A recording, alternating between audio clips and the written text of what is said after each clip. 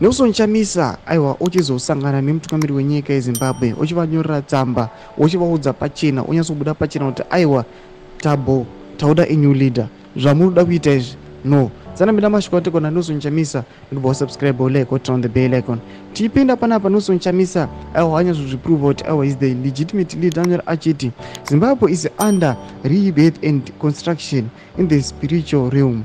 The shift is almost complete. Zimbabwe will change in no time, and its leaders will work in unison and from a united front. The country will grow fast, the economy will grow strong, development will be everywhere, not for specific regions. Zimbabwe shall be a country devoid of unhealthy slogans, useless or profitless partisan rallies, political fights and political stalemates.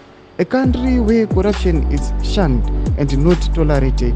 A country with a lean and mean progressive leadership. A country with leaders who are hooked up with each other. A country where citizens are respected, protected, heard and supported by government. A country with leaders who hear from God.